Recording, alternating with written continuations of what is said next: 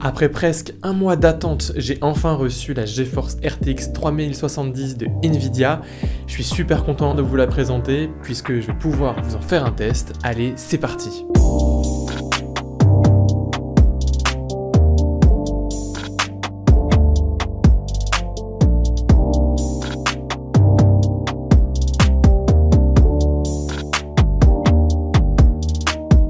Et avant de rentrer dans le vif du sujet, je vous invite vraiment à vous abonner et à activer la cloche, comme ça vous serez prévenu pour toutes mes prochaines vidéos. Avec l'arrivée des RTX 3000, donc on a les 3070, les 3080 et les 3090, ça signe l'arrivée de la nouvelle génération de cartes graphiques. Et avec cette nouvelle génération, une promesse de beaucoup plus de puissance pour un prix un peu plus abordable. Et forcément, vu la demande et vu la rareté du produit, on a vu la hausse des prix sur certaines cartes graphiques avec des 3070 qui sont par exemple proposées aux environs de 1000 €, soit 2 fois le prix. Oh, c'est beau le capitalisme. Petite recontextualisation de mes cartes graphiques.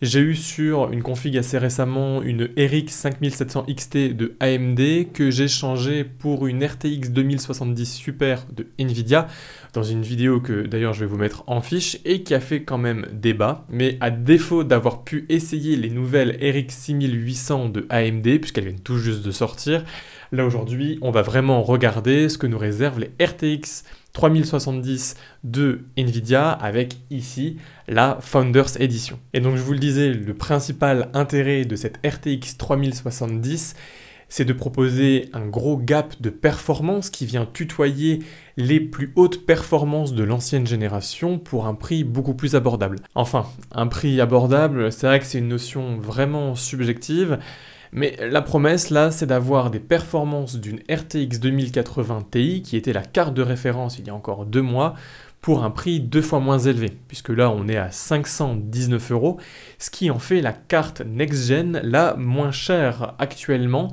puisque même la carte AMD, la RX 6800, est plus chère, même si après, il est vrai, la 6800 XT, qui normalement vient surclasser la RTX 3080 de Nvidia, propose là un meilleur rapport qualité-prix. Une des questions que vous devez également vous poser, c'est pourquoi choisir cette Founders Edition ? Eh bien pour ça, il y a 3 raisons. Et la première raison, forcément, c'est le prix à 519 €. On est actuellement sur la carte RTX 3070, la moins chère du marché. Et pour rappel, 519 €, c'est le prix auquel j'ai acheté il y a 6 mois ma RTX 2070 Super, la tuile. La deuxième raison, c'est au niveau des performances. Nvidia semble s'être gardé les meilleures puces pour ces Founders Edition. La preuve en est des cartes Zotac, les Twin Edge, qui sont les deuxièmes meilleurs rapports qualité-prix puisque les cartes sont proposées à 549 € et les Zotac Twin Edge 3070 proposent des performances environ 5 à 6% moins élevées que la Founders Edition. Des performances qui sont sublimées par un système d'aération qui a vraiment été bien pensé par Nvidia. On n'est pas sur une carte blower avec un seul ventilateur, ici on en retrouve 2, avec à l'arrière un PCB découpé qui permet de laisser passer l'air, ce qui nous donne une superbe aération de la carte et des températures qui ne montent pas beaucoup. Et la dernière raison, une raison qui vient aussi beaucoup maintenant lorsque l'on fabrique son PC, c'est la question de l'esthétisme. Je trouve la carte sublime. Pas de chichi, pas de RGB, on se concentre sur l'essentiel, un design vraiment en métal qui est très industriel et j'aime beaucoup la simplicité au niveau de la carte. Petit plus également, elle est très compacte, donc si vous avez un peu un problème de place dans votre boîtier ou que vous avez fait le choix d'un boîtier compact, normalement la carte peut rentrer dedans. En plus, Nvidia a eu le bon goût d'ajouter un adaptateur PCIe, ce qui est quand même vraiment mieux au niveau de l'esthétisme, et là-dessus, merci Nvidia. Bon, le design, tout ça, c'est très bien, mais je pense que tout comme moi, ce qui vous intéresse le plus, c'est vraiment ce qu'elle a dans le ventre. Pour ça, j'ai testé la carte sur des benchmarks et également en jeu. Juste pour vous dire, la carte graphique est liée avec un Ryzen 5 3600. Donc, c'est un processeur très bon, mais aussi bon marché. Donc ça va vous donner un petit peu une ordre d'idée sur ce que vous pouvez avoir si vous voulez vous faire ce genre de setup. Pour commencer, on va regarder les performances en benchmark. J'ai utilisé 3D Mark avec tout d'abord la simulation Firestrike qui là nous donne 24 740 points avec une chaleur d'environ 69 degrés.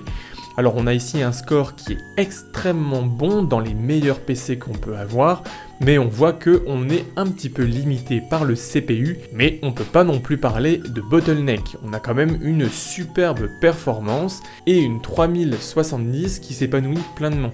C'est juste que là, 3D Mark utilise aussi un petit peu le processeur, donc forcément, si vous avez un processeur un petit peu plus faible, comme moi, eh bien, ça se fait ressentir. Le deuxième test, c'est Time Spy, où là, j'ai obtenu 11 966 points, avec une température moyenne de 71 degrés, là aussi un excellent résultat, qui est largement au-dessus d'une 5700 XT, mais comme on le voit ici, en dessous d'une 2080 Ti, la faute aussi ici au processeur. La puissance en benchmark c'est bien, mais dans les jeux c'est carrément mieux.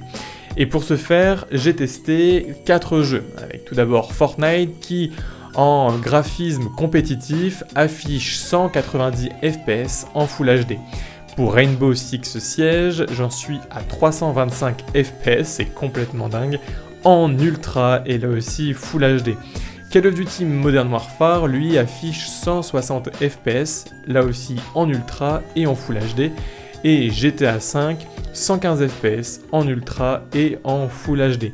Bien sûr, pour les jeux compatibles, si vous souhaitez activer le ray tracing, puisque c'est un des avantages de cette nouvelle génération, c'est-à-dire d'avoir un ray tracing qui soit mieux maîtrisé, parce que, on va pas se mentir, sur les RTX 2060 et les 2070, c'était un usage qui était possible, mais un peu plus anecdotique. Là, on peut vraiment y aller. Et Nvidia se garde encore la part du lion, puisque par rapport à AMD, cette année encore, le ray tracing est mieux géré chez Nvidia. Bon, en conclusion de cette vue globale de la RTX 3070 Founders Edition, moi j'en retiens plusieurs choses. Tout d'abord, des performances qui sont vraiment excellentes. Je pensais pas vraiment avoir un tel gain de puissance par rapport à une 2070 Super. Et chose qui est extrêmement importante pour moi, c'est que malgré ces performances qui sont extrêmement bonnes, eh ben on n'a pas une chauffe ou un bruit qui est considérable. Pour vous dire, même en benchmark, la carte était presque inaudible, donc ça c'est très très bon, et puis avec une température d'environ 70 degrés, dans un boîtier qui n'est presque pas ventilé, j'ai actuellement que un ventilateur en extraction, mais si la température ne monte pas trop, mes autres ventilateurs ne se sont pas activés, et pour dire, les ventilateurs ne se sont pas activés. Et c'est un super bon indicateur pour vous dire que la carte ne chauffe pas, et que le système de ventilation de cette carte graphique est vraiment bon. Ça nous fait donc de cette carte un excellent rapport qualité-prix à 519 €. Il faudra également regarder la 3060 Ti qui est apparemment aussi en préparation et qui compte se mettre sur les mêmes performances qu'une RTX 2080 Super, c'est-à-dire des performances incroyables pour 399 $ en prix d'appel. Ça risque d'être extrêmement intéressant, là aussi à surveiller, puisqu'il y a de grandes chances que quand la carte va sortir, on va aller rupture sur rupture. Dans tous les cas, je vous invite à vous abonner à la chaîne, puisque la semaine prochaine, je compte sortir une vidéo sur ma nouvelle configuration.